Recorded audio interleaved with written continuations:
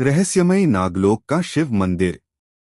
यह कथा एक ऐसे रहस्यमयी शिव मंदिर की है जिसका अस्तित्व आज भी रहस्य बना हुआ है। कहा जाता है कि यह मंदिर नागलोक में स्थित है और इसकी विशेषता यह है कि यह मंदिर 72 साल में केवल एक बार खुलता है। इस मंदिर का रहस्य इतना गहरा है कि आज तक केवल 4 लोग ही इस मंदिर में प्रवेश कर पाए हैं।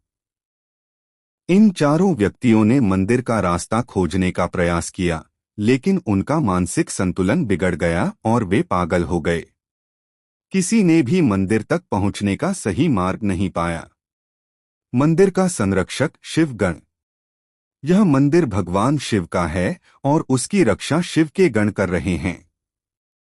शिव गणों में शामिल हैं बेताल अदृश्य योद्धा, भूत अशरीरी आत्माएं, पिशाचिनी प्राचीन ऊर्जा शक्तियां, नाग नागलोक के योद्धा, पशु विशेष जानवर जो भगवान शिव के प्रिय माने जाते हैं। इनके अलावा हर गण के नीचे 111 ब्रह्मा राक्षस तैनात हैं जो मंदिर की रक्षा के लिए हमेशा तत्पर रहते हैं।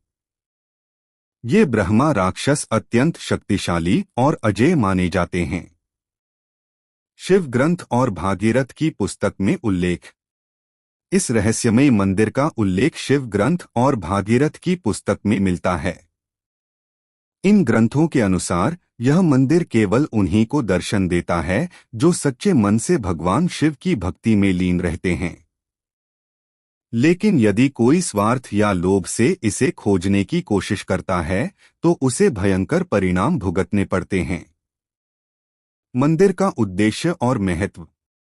यह माना जाता है कि यह मंदिर शिव की असीम शक्ति और रहस्यों का भंडार है। यहाँ भगवान शिव का दिव्य तेज सुरक्षित है और इसकी रक्षा के लिए शिवगण सदैव जागृत रहते हैं। यात्रा की शुरुआत। सन 1945 में एक प्रसिद्ध तांत्रिक भैरवनाथ ने इस मंदिर की खोज का प्रयास किया।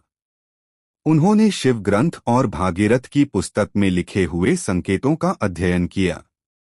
महीनों की साधना और कठिन तपस्या के बाद भैरवनाथ ने मंदिर के मार्ग का एक संकेत पाया।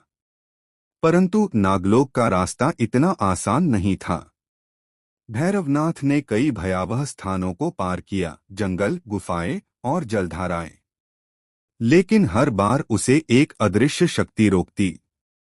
वह जानता था कि यह शिव गणों की शक्ति है जो उसे आगे बढ़ने से रोक रही है। नागलोक का प्रवेश।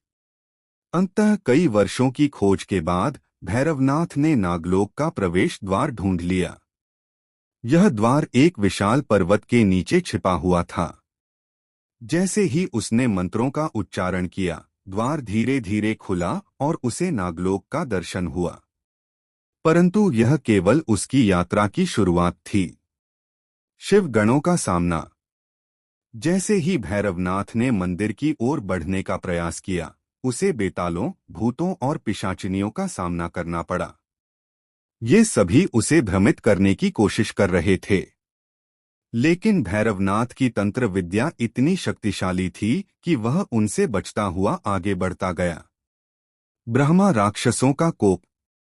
मंदिर के अंतिम द्वार के पास पहुंचते ही भैरवनाथ का सामना 111 ब्रह्मा राक्षसों से हुआ। ये सभी राक्षस शिव की रक्षा के लिए सदैव जागृत रहते हैं।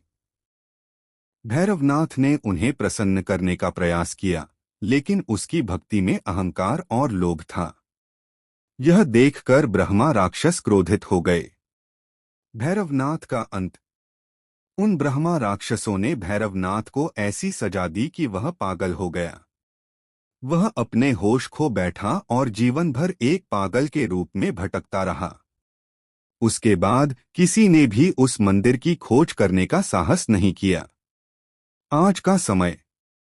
अब यह रहस्य केवल ग्रंथों और कहानियों में रह गया है। कुछ मानते हैं कि वह मंदिर आज भी नागलोक में स्थित है और उसकी रक्षा शिवगण कर रहे हैं। केवल वही सच्चा भक्त जिसे भगवान शिव की अनुमति मिले उस मंदिर के दर्शन कर सकता है। यह कथा आज भी रहस्यमयी और अद्भुत मानी जाती है।